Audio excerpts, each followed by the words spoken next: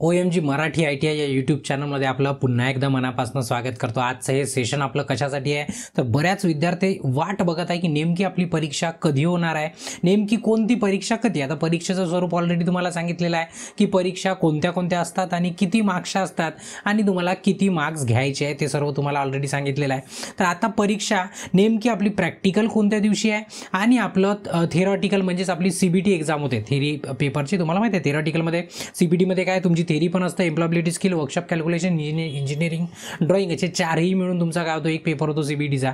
तर ते नेमकं कोणत्या तारखेला आहे तर आत्ताच बिलकुल लेटेस्टमध्ये DGTने आपल्याला पत्र दिलेलं आहे। DGTने जर तुम्ही बघाल तर 5 जूनला आपल्याला पत्र दिलेलं आहे। तर 5 जूनच्या पत्रामध्ये स्पष्टपणे सांगितलेलं आहे कशाबद्दल पत्र आहे, शेड्यूल आहे, नेमकी CTSची परीक्षा कशी होणार आहे। CTS म्हणजेच आपली क्राफ्ट्समॅन ट्रेनिंग स्कीम म्हणजेच त्याला आपण ITI म्हणतो, त्याची एक्झाम कधी आहे। तर तुम्हाला महत्त्वाचं आता इथं भरपूर सारं लिहिलं आहे, तर तुम्हाला पूर्ण डिटेलची गरज नाही, जे तुमच्या गरजेचं आहे। आता मी बाकीचं वाचला तर मला तुमच्यासाठी काय गरजेचं आहे ते तुम्हाला सांगतो। बघा सर्वात महत्त्वाचं की परीक्षा सुरू होण्याच्या अगोदर परीक्षा फी आपली सबमिट झाली पाहिजे। अजूनपर्यंत जर तुम्ही परीक्षेची फी जमा नसणार केली तर तुमच्यासाठी शेवटची संधी आहे, तुम्हाला या संधीमध्ये आपला एक्झाम फॉर्म म्हणण्यापेक्षा एक्झाम फी आपल्या कॉलेजमध्ये ITI मध्ये सबमिट करावं लागेल। आणि जर का तुम्ही चुकले तर तुम्हाला माहिती आहे आता काय केलं आहे, नवीन आत्ताचाच नियम नवीन आला आहे की तुम्हाला 3च चान्स मिळणार पेपर द्यायला, म्हणजे एक रेग्युलर आणि 3 सप्लिमेंट। तुम्ही जरी ॲब्सेंट असाल तरी पण त्याला पकडलं जाईल, म्हणजे फक्त तुमच्याकडे 1.5 वर्षात तुम्हाला एक्झाम पास करावं लागेल, नाही तर तुमचा ITI काय होईल,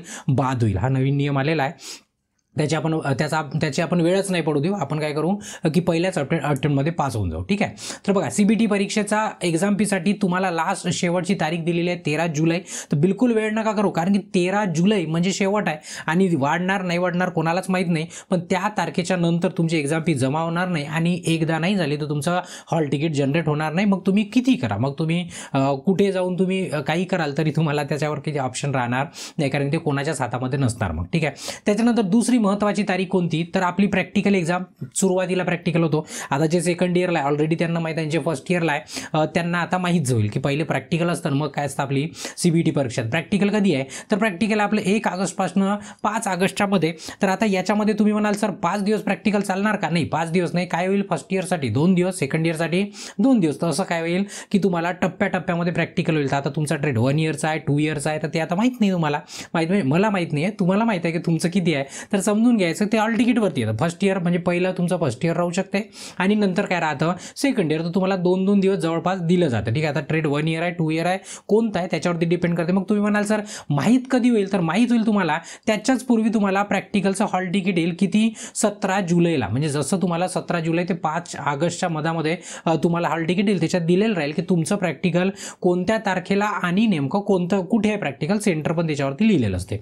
मी तुम्हाला नंतर डिटेल देणारच, ठीक आहे। त्याच्यानंतरचं महत्त्वाची ॲक्टिव्हिटी की CBTची परीक्षा। CBT परीक्षा कधी होणार ज्याच्यामध्ये तुम्हाला माहिती आहे theory, employability skill, workshop calculation, engineering, drawing पूर्ण एकच पेपर होतो, एकाच दिवशी एकाच ठिकाणी आणि सर्व एकत्रच 5 वेगळे आहे एम्प्लॉयबिलिटी आणि थेरी, पण सर्व तुम्हाला एकत्रच राहील एकाच दिवशी, ठीक आहे। ती परीक्षा चालू होत आहे 7 ऑगस्टपासून जवळपास 27 ऑगस्टपर्यंत। तुम्ही म्हणाल सर एवढे दिवस 20 दिवस आमचा पेपर नाही, तसं नाही, तुमचा पेपर एकच दिवस राहील, एकाच वेळेला राहील, पण माहीत कधी होईल तुम्हाला ते माहीत होईल तुम्हाला 1 ऑगस्ट ते 27 ऑगस्टच्या मध्ये तुमची CBT परीक्षा राहील तेव्हा, म्हणजे CBTचं हॉल तिकीट येईल तेव्हा।